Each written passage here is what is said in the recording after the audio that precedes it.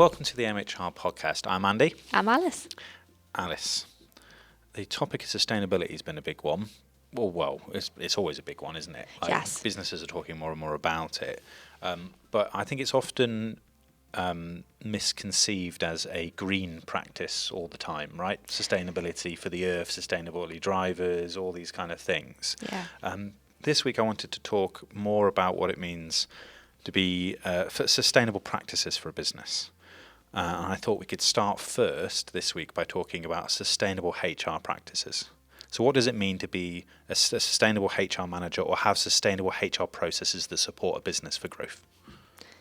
That does sound good. Does it? Are you on board with that? I'm on board. No, it's true. I think we've heard a lot. I think one of the key words of recent years is greenwashing, isn't it? Yeah. And like I say, they always allude to planet. Yeah. You know, how can we be more sustainable? But I think, let's be honest, we forget about businesses. Yeah. Don't we? And the practices and the processes. Yeah. So, no, it will be interesting to have a bit of a chat today about. Okay. Oh, good. I'm glad you're on board. So obviously you can be sustainable in multiple ways across a business. I want to focus this about HR practices. That's kind of, I think, the first thing that comes to mind when a lot of people talk about the world of work in terms of how we can be more sustainable in terms of in a productive way or as a business growth way, or how we want to manage business. So obviously this is going to look at a few areas I thought we could discuss. We can do one by one, right? And I thought what we could do is we can go, what do we think are the key points that HR processes need to be to create a sustainable HR environment? What can digital transformation, so the stuff that we talk about at MHR well, what can digital transformation and software and HR and people platforms do to improve those things and create that opportunity for organisations? Yes. Cool.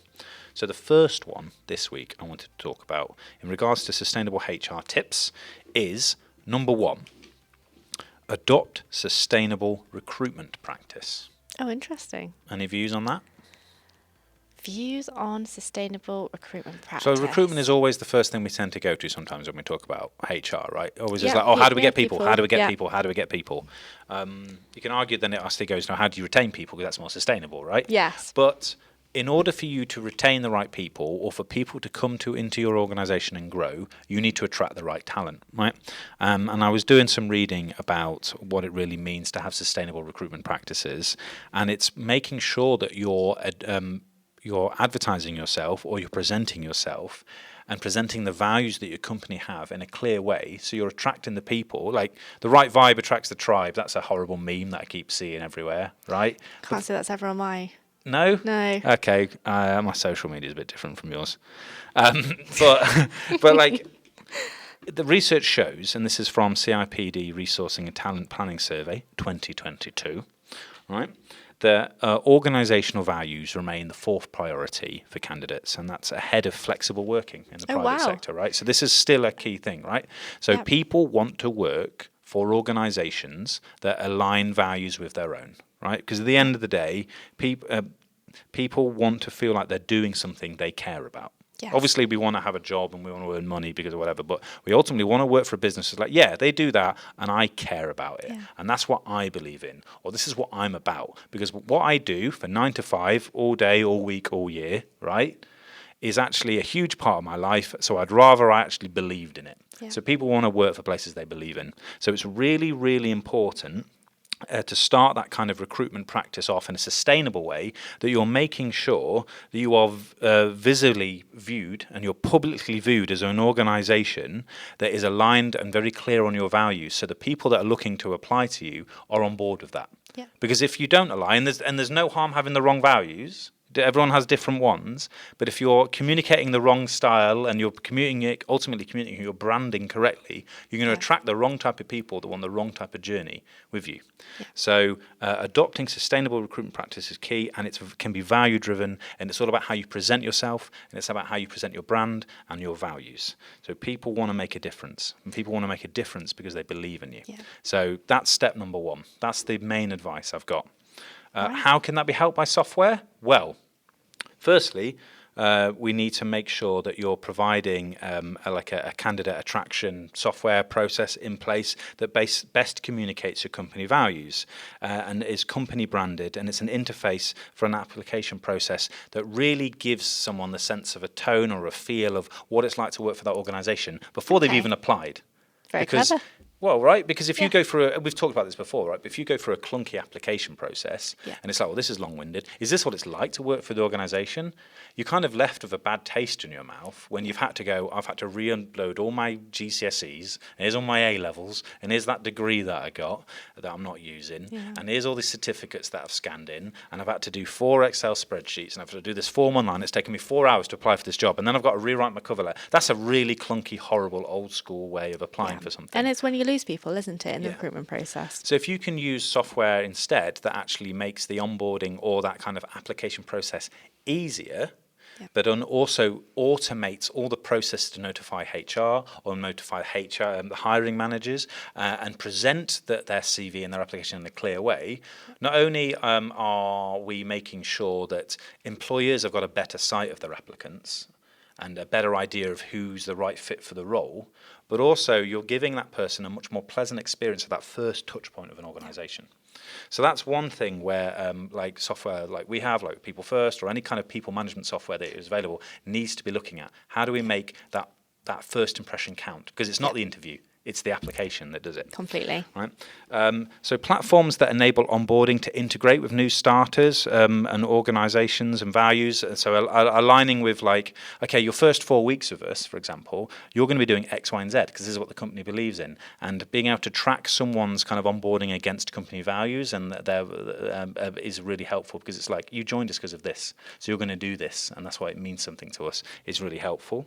Ensuring that paperless recruitment is key. So again, you don't want to be, people get lost, manual error, all this stuff. We don't believe in that, right? We believe in technology replacing the burden for HR people. Yeah. It's probably a lot more efficient, isn't it, as well, being paperless? Yeah. Like, say, seamless transaction of data. And of course, using analytics in your people platform can help you see the type of people who are applying for your roles, the time they're spending on applying for roles, and get you a better sight of your people data in terms of where are applicants coming from, where are they hearing about us, how many are we getting, and maybe even feedback on what their process was like is really helpful for you to improve that recruitment process. So you're learning more, so you can take more time to build a process where you're attracting the right people. Yes. So there's a stat here as well that did you know that perception of the employer is the most important benefit for 43% public sector and almost a third of private sector, with 80% citing that recruitment tech use is increased by in the year 21 and 22. Gosh, that's huge, 80%. Yeah, so it's a huge. That's the way it's all going now. Get off the paper, get off the old manual processes. It's not about all this stuff now. It's about making sure it's seamless because you haven't got time to waste. The recruitment market is ever more competitive. Oh, we've heard all about it this year. Yeah, so that's the tip one. So if you need to sustainabilize up your HR process. First it's about recruitment. How do you advertise your brand? How do you get the right talent? How do you make them apply to you the quickest possible way? And how do you get the most data out of that process? Brilliant. So the second tip we have is about sustainable training. Okay. So what this is employer brand application value. It's providing opportunity for employees to apply and teach themselves and learn. Okay. So, we're talking about things like a personalised and tailored development plans. Yeah. We're looking at digital training, what sort of platforms are out there. Yeah. But also looking at holistic learning. So not just about your job role. I think a lot of people, when they look at their career path, they probably do focus on their job role, what comes next, the step up. But actually, if you look holistically, you think about the company values, what you can learn from other teams. I certainly learn a lot from other teams. I came off a graduate scheme that rotated around the business. So I learned a hell of a lot just going between departments and learning their processes. So I can fully support sustainable training on that side of things. But like we say, what can we do for digital transformation when we talk about sustainable training? So it's things like providing personalised learning paths powered by AI. Okay. Obviously quite a hot topic, isn't it? I think it was the word of the year from Collins Dictionary, AI.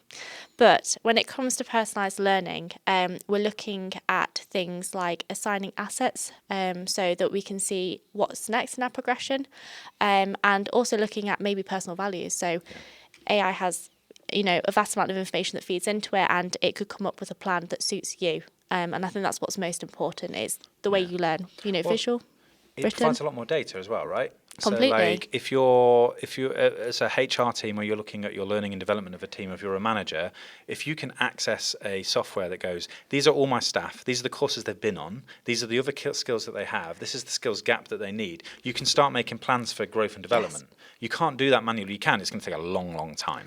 Yes. Right.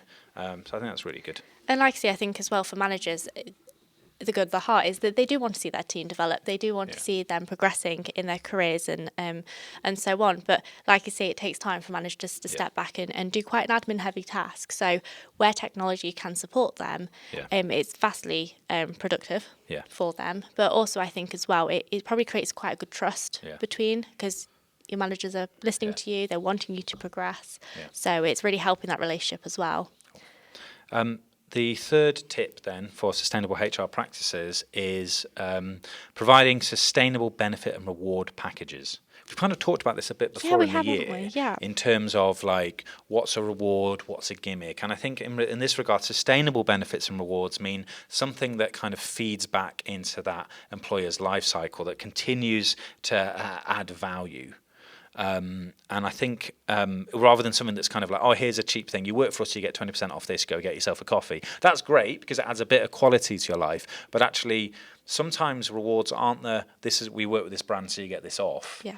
Sometimes the rewards are, actually, we provide this service, which means it's going to continue to improve your life and your development. We've talked about financial well-being quite a lot. Yeah. We've talked about real-time pay. So these things that might not be like part of your benefits package, but one of the sustainable rewards for working for an organisation is we can make sure you've got real sight of your pay. You can have better financial control of your money and your well-being. Right? We can work with you on your pension management. We can work with you on training your own financial well-being. These things are a lot more sustainable because the benefit feeds into the employee's well-being. Yes. And the employee's well-being then boosts productivity. Yeah. So as soon as your rewards improve your employee's quality of life in a way that makes them feel better in their job, makes them feel more productive, makes them feel happier, suddenly you've got you getting rid of a retention problem as well, because it's not just about the paycheck I've got, it's about having benefits that make me think this is improving my quality of life. I don't want to move because I can't get this anywhere else. This is all aligned with my values, and as a result I feel like I can do more for this organization. I want to stay and grow. That's sustainable. Yeah, definitely. But I think as well, we talk about obviously rewards and benefits, but it's something I think we can forget about as employees. They're introduced to us when we first join the company, and obviously we already spoke about recruitment and onboarding. When was the last time you looked at rewards and benefits? Not as much as I'd like. Actually, on the topic of that, I do get prompts, and I think that comes to the point as well, how does digital transformation help? We use the software that we've built, that other people use, right?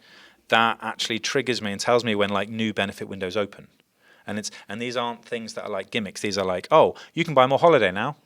Or, oh, did you know you can access your healthcare plan if you want one? Here's a dental plan. And actually having a system that reminds me of the opportunities is really key. So that's where I think digital transformation, or using kind of a people platform or people software or HR management software in the right way, can help create a more sustainable environment for your HR practices. Because you're right, you start, here's all your benefits, have a look, buy what you like with us now, great, see you later. No, actually, oh, Andy, it's December. Did you know you can book more holidays for next year now in this window? Do that. You've got better control of your life. You can make some better decisions. That's where a people first platform or a HR management platform really helps. It's like reminding you, like, these things are evergreen. Yes. The benefits of working for us are evergreen. That's why it's sustainable. Yes, completely. And on that point, actually, that leads me nice to top tip 4. Okay. So this is sustainable health and well-being. So healthy work-life balance. We always talk about that, don't we? Work-life balance. But it's looking at kind of where the optimal resource is for this provision. So things like with our software, People First, easy to book holidays. Yeah. I think we built it so it's got 3 clicks. I remember that fact from my from my pre-sales days. And I suppose that's right, because as soon as you go through a rigorous process of actually trying to book annual leave and you get tired of it, like, oh, why is it so hard to just leave? Why can't I just have my time? And we've talked about it in terms of burnout in episodes before, right? Yes. If you're not encouraging your staff to take your annual leave, you can't be surprised that they're all either taking it at the same time at the end of the year because they've forgotten, which is a big problem, isn't it? Which is a huge problem because it affects productivity. Yes. Or that people don't feel like they're supported enough because they're not being reminded about how they can take their annual leave or what it's there for. Yeah, and you're allowed to take annual leave. Yeah, and you're allowed. You should. It's not a taboo. It's like, oh, I feel bad because I'm asking for life. No, it's your entitlement. Yes. We encourage you to do that. It's a benefit of working with us. We want you to feel like you can do what you need to do. Definitely. And on the fact as well with sustainable health and wellbeing is you want a pleasant work environment, don't you? Yeah. So things like having areas that you can go and sit out chatting, or an open space that you can go and collaborate with your colleagues on. You can have different versions of a pleasant workplace and an environment, but at the end of the day, it's that feeling that you want to be there. You spend so many hours a week at work, and realistically, we talk about work-life balance, but these are the people that you get to know more and more every day. 100%, and I think having just that function to be able to go, okay, I want to get away from a desk, or I want to get away from a workstation, or wherever it is that I do, and there's a bit there that I like to sit in. It's still productive, but I want to go in that breakout space, and can we have a chat for 5 minutes, or can we go and have the meeting there because it feels more conducive, or where do I build my friendships at work? These are the environments that I think businesses can add more value to. Definitely. Yeah. And I think when it comes to digital transformation as well, it's almost like, you say, we alluded to it a bit earlier when we were speaking about the awareness. Yeah. So we spoke about people first. We have a social feed on there, and it's kind of opening up a bit more of a community, I think, around the business. It's building that culture that we share things like when we do charity days. We have more people get involved now because they know what other departments are doing. But also, we talked about sick days. I've got a stat here that says 56% need fewer sick days after participating in wellbeing initiatives. There we go. So that's an interesting fact then, because obviously we assume, sick days, I've got a cold, I'm under the weather, I'm not feeling well, right? It's a physical problem. It isn't. Sick days can be, are often taken because people are feeling like they're not in control of their well-being or their mental health. Yes. If you are taking proactive steps and creating sustainable health and well-being practices in the workplace, you can knock that on the head. You can provide an environment that's healthier for someone, sometimes in their own home environment. So coming to work isn't draining on your mental health, it's supporting it. Definitely. I like it. Cool, and that takes us to our final stat then, or a final tip. Right, tip number 5 for HR processes to be sustainable is looking at leadership and performance management. How do you make that sustainable, right?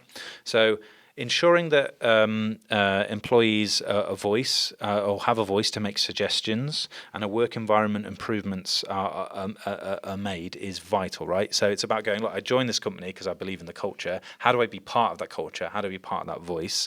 And how do you develop sustainable leadership or management tools where actually you're enabling voices rather than being a top-down approach, which feels very dictatorial, and you don't feel like you've got a voice in this. You're just going on with someone's mission. It's really important.